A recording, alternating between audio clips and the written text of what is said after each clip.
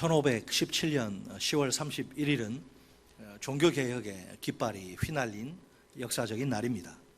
이날 마르틴 루터가 비텐베르그 대학 교회 정문에 95개 조항의 항의문을 붙입니다. 천주교의 타락과 부패, 반기를 들고 일어선 것이지요. 그 이후로 종교개혁은 들불처럼 급속히 번져나갑니다. 종교개혁의 결과물이 우리 기독교입니다. 종교개혁은 우리 존재의 뿌리입니다. 그 핵심은 기독교 신앙의 원천, 기독교 신앙의 원천으로의 귀환, 돌아가는 것입니다. 기록된 하나님의 말씀인 성경으로 돌아가자는 것입니다. 종교개혁자들은 목숨 걸고 오직 성경을 부르짖습니다. 오직 성경에 최고의 절대 권위를 부여한 셈입니다. 열왕기상 18장은 우리를 이스라엘판 종교개혁의 현장으로 안내합니다. 슬프게도 이스라엘이 우상 숭배 깊이 중독된 현실입니다. 그들에게 신앙의 회복이 절실히 필요합니다. 그들은 다시 여호와 하나님께로 돌아와야 합니다. 북이스라엘의 군사적 중심지인 갈멜산에서 대단한 전투가 벌어집니다. 이스라엘의 운명을 결정짓는 중요한 전투입니다. 이 전투의 결과에 따라 이스라엘이 여호와의 백성으로 회복될 수도 있습니다. 아니면 계속 우상 숭배자로 남을 수도 있습니다. 엘리야든 바알의 선지자들이든 양편 모두에게 그야말로 혈투입니다. 피 튀기는 싸움, 혈투입니다. 관건은 누가 참 신인가 하는 점입니다. 두 파트로 나눠서 살펴봅니다. 우리 따라서 하겠습니다. 첫째, 우상에게서 떠나라. 네, 우상에게서 떠나라. 21절을 보면 엘리야가 모든 백성에게 한 가지 중대한 선택을 제안합니다. 너희가 어느 때까지 둘 사이에서 머뭇하려느냐? 여호와가 만일 하나님이면 그를 따르고 바알이 만일 하나님이면 그를 따를지니라 하니 백성이 말 한마디도 대답하지 아니하는지라. 아멘. 자, 무슨 말이죠? 쉽게 말하면 더 이상 여호와와 바알 사이에 양다리를 걸치지 말라는 것이죠. 여호와를 따를 것인지 바알을 따를 것인지 선택하라는 겁니다. 선택의 기준은 누가 하나님, 즉 참 신인가입니다. 26절에 따르면 바알의 선지자들의 기도와 춤이 나오죠. 그들은 아침부터 낮까지 바알의 이름을 부르며 이렇게 기도합니다. 바알이여 우리에게 응답하소서. 그들의 기대와는 달리 아무 소리도 아무 응답하는 자도 없습니다. 굉장히 당황스러운데 뭔가 다른 대책이 필요합니다. 그래서 그들은 그 쌓은 제단 주위에서 뛰놉니다. 이건 바알의 시선을 끌기 위한 몸부림이죠. 몸부림. 우리가 이렇게까지 하는데 좀 우리 좀 봐달라, 응답 좀 해달라, 이런 거죠. 이 모습을 지켜보던 엘리야가 그들을 조롱합니다. 더 큰 소리로 바알을 부르라고 합니다. 27절에 조롱이 등장하는데 한번 보세요. 그는 신이라서 묵상하고 있는지 혹은 잠깐 나갔는지 모른다. 혹은 그가 길을 행하는지 모른다. 혹은 그가 잠이 들어서 깨워야 할 것인지 모른다. 아무 소리도 없고 아무 응답도 못하니까 이렇게 이제 조롱을 하는 거예요, 엘리야가. 자, 바알의 선지자들, 그 조롱 듣는, 조롱이 뭐 기분 좋을 게 뭐가 있겠어요. 바알의 선지자들은 자존심이 팍 상해서 그냥 죽을 맛입니다. 그냥 이대로 호락호락 얻어터지고 당하고만 있을 수는 없어요.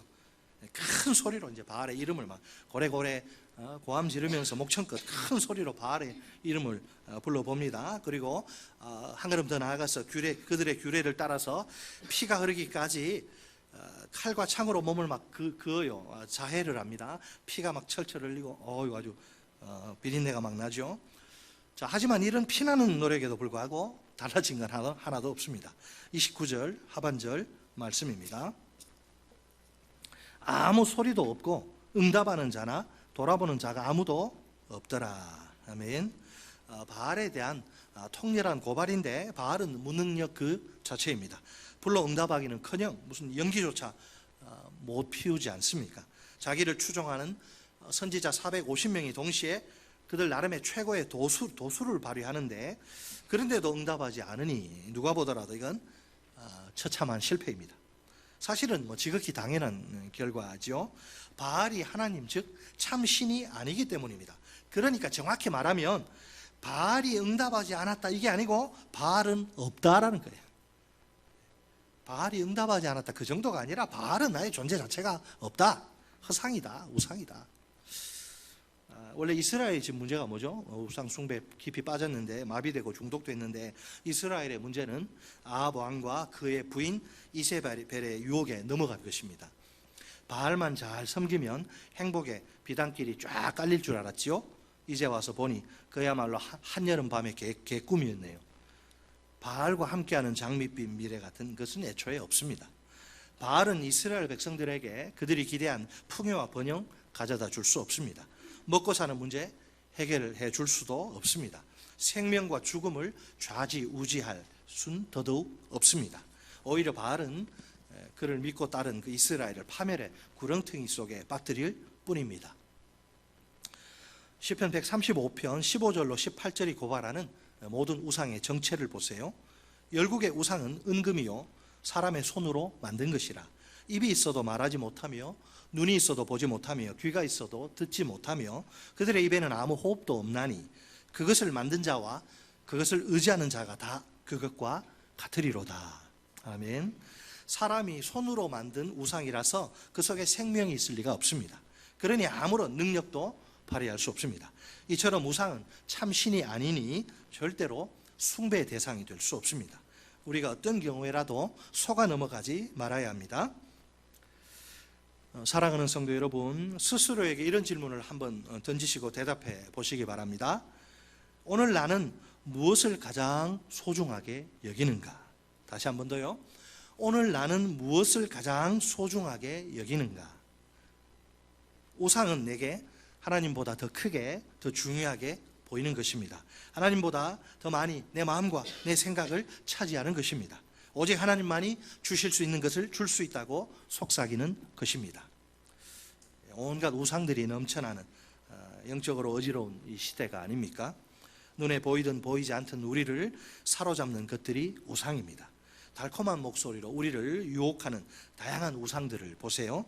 유감스럽게도 우리 삶의 모든 것이 다 우상이 될 수 있습니다. 예를 들면 욕망, 돈, 권력, 성, 지위, 성공, 안전, 관계, 인간관계 등등이죠. 사실 우리에게 나쁜 것이 우상이 될 가능성은 거의 없습니다. 누구나 나쁜 것은 거들떠보지도 않을 테니까 말입니다. 나쁜 것만 좋다고 막 이렇게 끌어안고 관심 두는 사람은 없죠. 나쁜 것은 다 가르쳐주지 않아도 다 본능적으로 다 피하게 돼 있어요. 오히려 우리에게 좋은 것이 아주 위험합니다. 역설이죠. 좋은 것일수록 우리 마음을 도둑질할 확률이 크기 때문입니다. 따라서 우리가 넘어가지 않으려면, 속지 않으려면 영적으로 늘 깨어 있어야 합니다. 영적 분별력이 있어야 합니다. 본래 우상은 사람이 만든 가짜신, 신대용품. 본래 우상은 사람이 만든 가짜신입니다. 모든 그 유혹의 속삭임은 전부 다 새빨간 거짓말입니다. 먹음직도 하고 보암직도 하고 지혜롭게 할 만큼 탐스럽기도 한지라. 우상은 결코 우리를 행복의 길로 인도할 수 없습니다. 우리가 그런 악마의 유혹에 절대로 속아 넘어가지 말아야 합니다. 자, 한편 그 32절로 34절에 엘리야가 이제 제사를 준비하는 이 바알들은 실패하고 이제 엘리야가 나서야 되죠. 엘리야가 제사를 준비하는 그 광경이 참 특이합니다. 엘리야가 어떻게 합니까? 제단을 이렇게 쌓은 후에 제단 주위에 도랑을 깊이 파서 만들죠. 그리고 나무를 버리고 송아지의 각을 뜹니다. 그런 다음 그 제물을 그 나무 위에 이렇게 올려놓습니다. 물을 어떻게 하죠? 번제물과 나무 위에 부으라 이렇게 명령을 하죠. 엘리야가 12통이나 되는 굉장히 많은 양의 물이 제단과 제물 위에 이렇게 쏟아집니다. 놀랍게도 물을 붓는 행동을 한 번이 아니고 몇 번 하라 그러죠? 3번이나 반복하라고 명령합니다. 백성들은 엘리야의 이 이상한 명령에 순종합니다. 이 순종의 결과를 35절은 이렇게 우리에게 소개합니다. 35절 물이 제단으로 두루 흐르고 도랑에도 물이 가득 찼더라. 아멘. 무슨 말이죠? 물이 제단을 그냥 완전히 이제 적셨다는 거죠. 그러니까 제 제물과 또 그것을 태울 나무도 당연히 물에 흠뻑 젖습니다. 도랑에도 물이 가득 차고 넘칩니다. 굳이 엘리야가 이렇게까지 할 필요가 있을까요? 뭔가 참 이상하다 이런 생각이 들어야 좋습니다. 왜 그런가? 23절로 24절에 이들의 대결의 룰을 이미 정해놓은 거죠. 바알 선지자들과 합의해서 우리 대결의 룰은 이렇다, 규칙은 이렇다 이렇게 했는데 23절로 24절에 보세요. 자, 그런즉 송아지 둘을 우리에게 가져오게 하고 그들은 송아지 한 마리를 택하여 각을 떠서 나무 위에 놓고 불은 붙이지 말며 나도 송아지 한 마리를 잡아 나무 위에 놓고 불은 붙이지 않고 너희는 너희 신의 이름을 부르라. 나는 여호와의 이름을 부르리니 이에 불로 응답하는 신 그가 하나님이니라. 백성이 다 대답하되 그 말이 옳도다 하니라. 아멘. 한번 그림을 그려보세요. 야, 송아지 2마리 대령해라. 그래서 너희들 한 마리, 나 한 마리. 어떻게 하느냐? 송아지 이제 각을 떠서 제단 위에 올려놓고 불은 붙이지 마. 그리고 우리 한번 기다려보자. 너희도 기도하고 나도 기도할게. 그러면 무슨 너희가 믿는 바알이든 여호와든 누군가는 응답할 거 아니냐? 불로 응답하는 신은 참 신 하나님이고 응답하지 못하는 건 가짜야. 그러니까 백성들이 옳소 막 치면서 이제 이렇게 딱 지켜보는. 가짜로 판명되면 죽습니다. 나중에 다 바알 선지자 다 죽이잖아요. 이게 생명건. 만약에 여호와의 불이 안 오고 바알의 불이 임하면 엘리야는 죽는 거예요. 목숨 건 거예요, 이게. 자, 보세요. 그들이 그 합의해서 도출한 규칙에 제물 위에 물을 부으라 그 말 있어요, 없어요? 23절, 24절에. 그런 말 전혀 없어요, 그죠? 그냥 말고는 뭐예요? 불만 붙이지 마라. 물 이야기 없습니다. 물을 부으라 그런 말 전혀 없어요.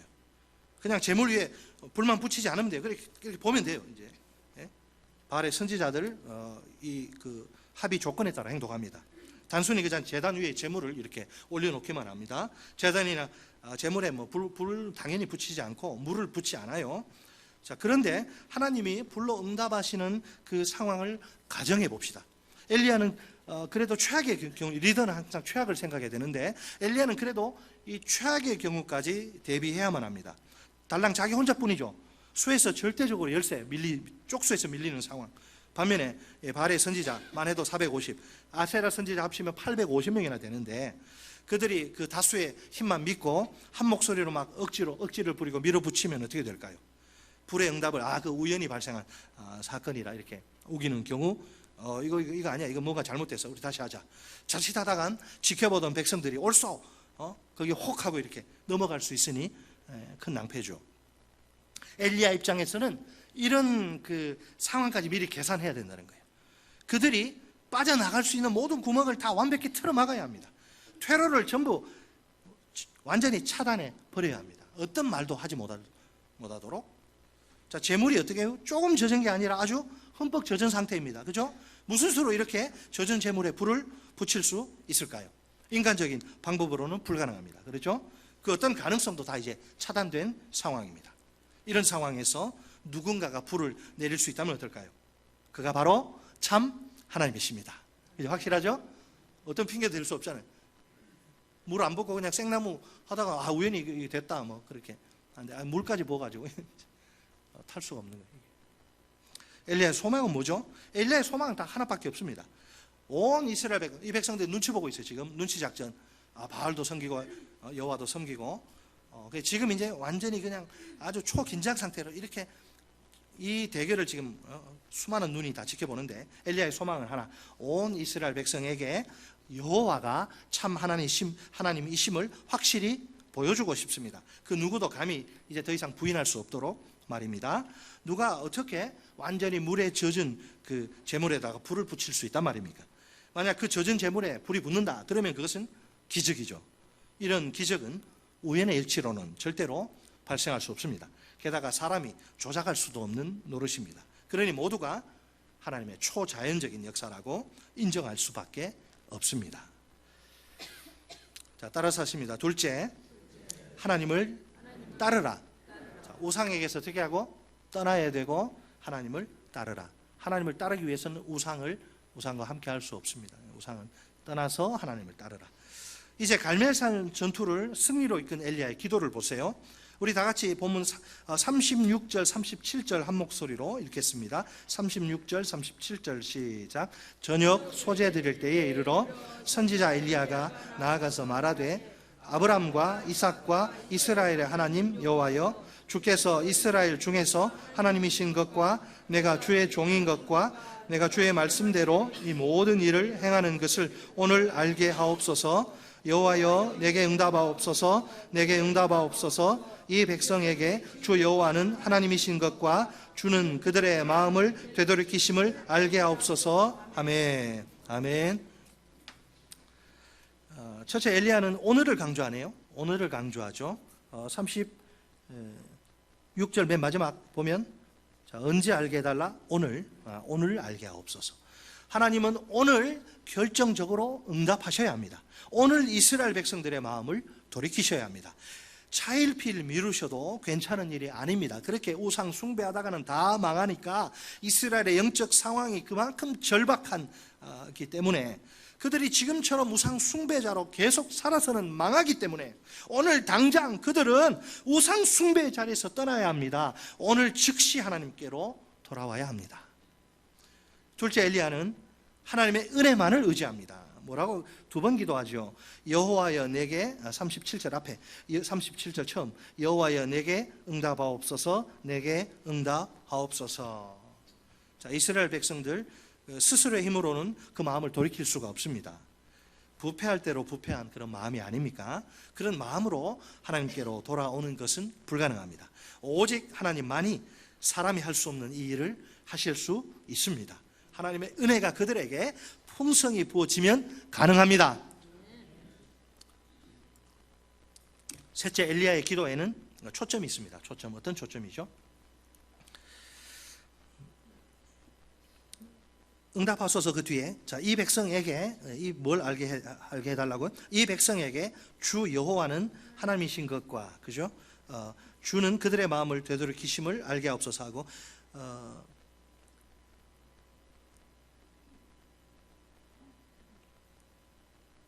그 36절입니다. 37절도 또 알게 하고, 제가 지금 여기 이 초점은 36절에 보시면 주께서 이스라엘 하나님 여호와여 이렇게 하고, 그 뒤에 주께서 이스라엘 중에서 하나님이신 것과 내가 주의 종인 것과 내가 주의 말씀대로 이 모든 일을 행하는 것을 오늘 알게 하옵소서. 이 세 가지를 알게 해달라. 자, 그러니까 이스라엘 백성들의 문제는 뭐죠? 무지죠. 모르는 것이죠. 이 무지에서 해방되는 것이 급선무입니다. 그러니까 여호와 하나님이 하나님이신 줄 모르고, 그 엘리야가 주께서 보내신 참 종인 줄 모르고, 엘리야가 주의 말씀 명령대로 하는 줄 모르는 게 이게 문제니까 이 무지에서 빨리 해방되는 것이 급선무다. 그들은 하나님이 하나님 되심을 알아야 하고, 엘리야가 하나님이 보내신 그분의 참된 종이고 하나님의 명령에 따라서 행하는다는 사실도 알아야 합니다.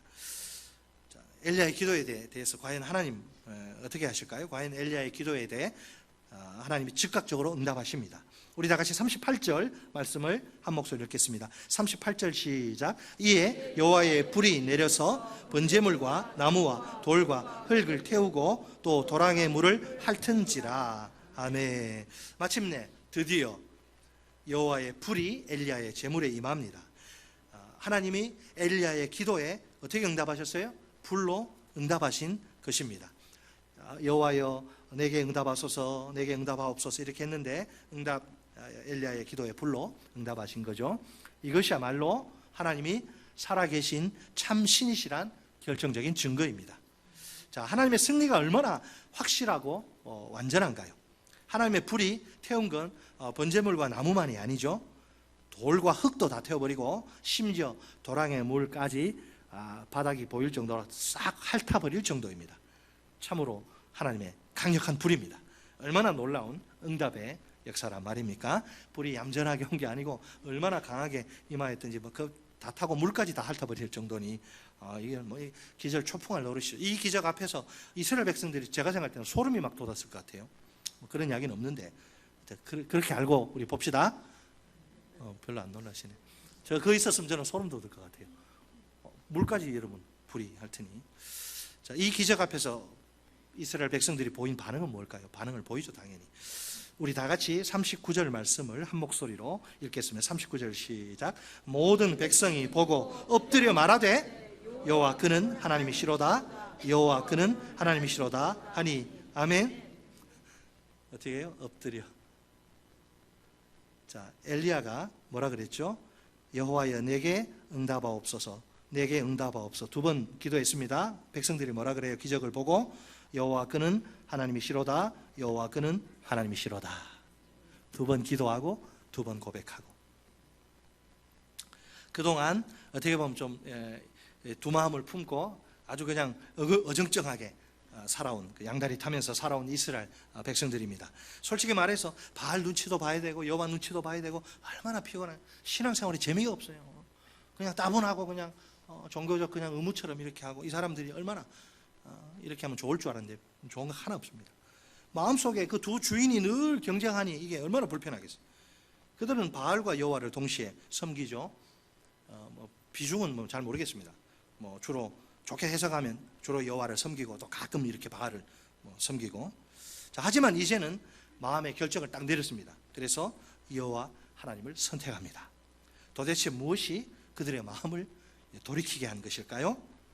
하나님의 불의 응답의 역사가 결정적인 원인입니다.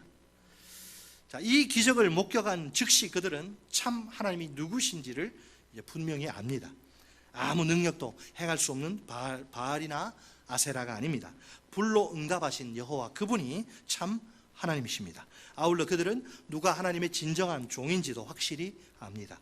바알의 선지자들이나 아세라의 선지자들이 아닙니다. 엘리야가 하나님이 보내신 그분의 진정한 종입니다. 사랑하는 성도 여러분, so what? 이 갈멜산 전투, 그래서 이게 뭐 어쩌라고 우리하고 이렇게 말하시면 곤란합니다. 갈멜산에서 벌어진 전투의 의미를 되새겨 볼까요? 이 전투는 단순히 흘러간 역사적 사건으로 그냥 묻히는 게 아닙니다. 오늘 우리의 삶 속에서 생생하게 펼쳐지는 현실입니다. 과연 오늘 나는 누구를 따르고 있나요? 내가 사랑하고 섬기는 대상은 누구인가요? 정말 살아계신 하나님이 맞나요? 혹시 우상이 아닌가요? 엘리야의 도전적인 외침을 다시 한번 가슴 깊이 새깁시다. 단지 이스라엘 백성들에게만 국한된 외침이 아닙니다. 오늘 우리에게도 여전히 유효한 효력이 있는 외침입니다. 21절 하반절 말씀입니다. 여호와가 만일, 21절 하반절에 여호와가 만일 하나님이면 그를 따르고 바알이 만일 하나님이면 그를 따를지니라. 만일 조건이 붙어 있죠. 그냥 무턱대고 따르라고 한 게 아니라 누가 하나님이냐? 만약 여호와가 하나님이면, 그게 드러나면 여호와를 따르고, 바알이 하나님으로 드러나면 바알 따르고, 그렇게 해라. 자신만만하죠, 엘리야는. 오늘 우리도 마찬가지입니다. 이스라엘 백성들처럼 누구를 따를 것인지 선택해야 합니다. 선택의 기준은 누가 참 신이냐 하는 것입니다. 두 주인을 섬길 수가 없어요. 여러분, 우리 한 신랑 한 신부 이렇게 우리가 살지 않습니까? 신랑 대신 그리스도, 신부는 우리 신부, 우리 신랑은 예수 한 분뿐이죠. 예수께서 너희가 하나님을 재물을 겸하여 하나님을 섬길 수 없다 그래요. 만몬이거든요. 재물, 돈. 만몬이냐 하나님이냐 둘 중에 하나를 선택하라. 누가 너희의 주인이냐? 예수께서 그러시죠. 주인은 한 사람밖에 없는 거 원래. 바알, 아세라 아니에요. 여호와만 섬기고. 이것도 섬기고 그게 안 됩니다. 그게. 그러면 전적인 헌신과 정적인 충성이 불가능. 마음이 나누이기 때문에. 하나님은 그런 마음 나누는 게 일편단심을 요구해. 내가 너희들에게 일편단심이니 너희도 내게 일편단심으로 오라. 자, 끝으로 열왕기상 17장, 18장의 엘리야 스토리 총 간단하게 한번 정리해 봅시다. 우리가 세 가지 질문에 대해서 올바르게 대답할 수 있어야 합니다. 이스라엘이 한 질문인데 사실 우리에게도 마찬가지입니다. 첫째로, 우리에게 풍요와 번영을 주시는 분, 우리에게 풍요와 번영을 주시는 분은 누구인가요? 우상인가요? 아니면 하나님이신가요? 두말하면 잔소리지만 하나님이십니다. 둘째로, 우리의 먹고 사는 문제를 책임지시는 분은 누구인가요? 우상인가요? 아니면 하나님이신가요? 역시 하나님이십니다. 그렇죠? 셋째로 우리의 생명과 죽음을 주관하시는 분은 누구인가요? 우상인가요? 아니면 하나님이신가요? 이번에도 역시 하나님이십니다. 자, 이제 우리 이 정도 우리는 질문에 대답할 수 있습니다. 그죠? 하나님. 상천하지에 참 신은 우리가 믿고 섬기는 하나님밖에 없습니다. 그래 다른 종교는 뭐 어느 종교 믿어도 착하게 살면 나중에 북한산 갈 때 등반 코스가 여러 가지는 나중에 정상에서 만나지 않느냐. 신앙에 우리에게 이 택도 없는 소리입니다. 그러니까 굳이 뭐 독선적이고 배타적으로 보일 이유가 없는 거예요. 그래 서로 종교 간의 평화 대화하고. 그러나 참 신은 여호와 하나님 한 분뿐이니 내가 곧 길이요 진리요 생명이니 나로 말미암지 않고는 아버지께로 올 자가 있다 없다? 없어요. 유일한 바로 그 하나밖에 없는 길, 진리, 생명. 유일신, 우리 유일신 사상이죠. 오늘도 많은 우상들이 우리에게 행복을 보장해 줄 것처럼 살랑살랑 꼬리 흔들고 속삭입니다. 얼마나 달콤하고 솔깃한 유혹인지 모릅니다. 돈과 명예와 또 권력과 성공과 출세가 우리에게 계속 러브콜을 하죠. 그러나 이런 우상은 거짓 신일 뿐입니다. 그렇게 우리를 유혹하는 것들은 거짓 신일 뿐이에요. 그 이상도 그 이하도 아닙니다. 우상은 우리의 기도에 절대로 응답할 수 없습니다. 우리를 결코 행복의 길로 인도할 수 없습니다. 우상이 인도하는 길의 끝에 뭐가 있을까요? 영원한 파멸과 멸망이 있습니다. 중요한 것은 과거가 아니라 바로 오늘입니다. 오늘은 은혜 받을 만한 때요, 구원의 날이에요. 그죠? 오늘은 아무리 흉악한 죄인이라도 예수 믿으면 구원받을 수 있어요. 그러나 그 문이 닫히잖아요. 노아 홍수 때 문이 계속 열렸던 게 아니죠. 그 보면 노아가 문 닫지 않아요. 하나님이 문 닫아버립니다. 중요한 것은 과거가 아니라 오늘이 은혜의 때란 거죠. 과거는 말 그대로 과거일 뿐입니다. 우리 과거의 실수, 실패 너무 마음에 담아두지 마세요. 지금 다시 시작할 수 있습니다. 오늘의 내 선택이 진짜 중요합니다. 내가 어찌하든지 올바른 선택을 해야 합니다. 이 선택이 내 평생을 좌우합니다. 한 걸음 더 나아가 죽음 이후의 삶에도 큰 영향을 미칩니다. 사랑하는 성도 여러분, 참 신이신 하나님을 사랑하고 섬기는 그 인생이 얼마나 행복한지, 얼마나 해피한지 아십니까? 열왕기 상의 엘리야 스토리를 통한 하나님의 약속 한번 볼까요? 살아계신 하나님이 우리의 기도에 응답하십니다. 전능하신 하나님이 우리에게 풍요와 번영을 허락하십니다.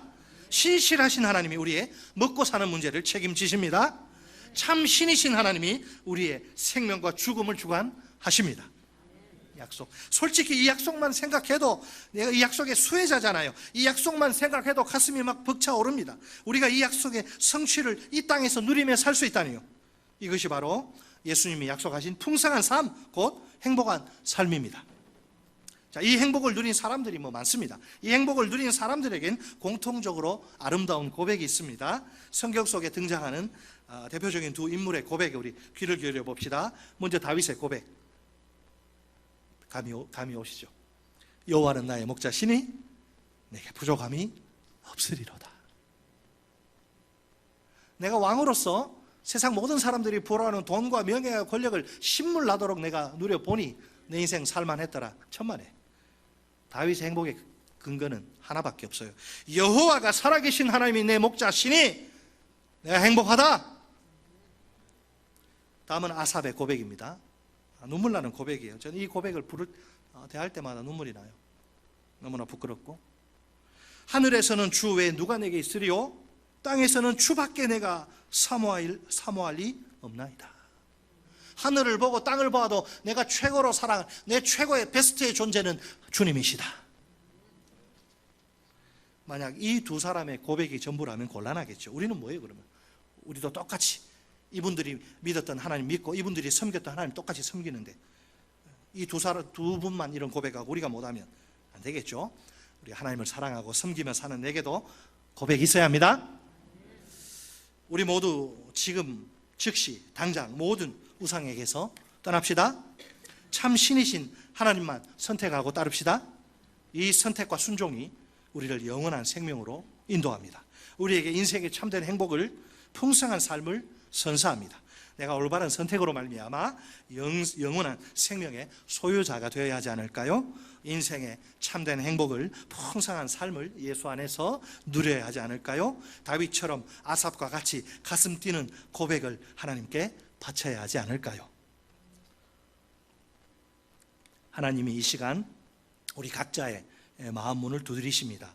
사랑하는 내 아들아, 내 딸아, 너는 인생의 참된 행복을, 풍성한 삶을 누리며 살고 있니? 너의 고백을 꼭 듣고 싶구나. 너도 내 고백을 들려줄 수 있겠니? 오늘 나는 어떤 고백을 하나님께 올려드릴 수 있을까요? 우리 각자의 몫입니다.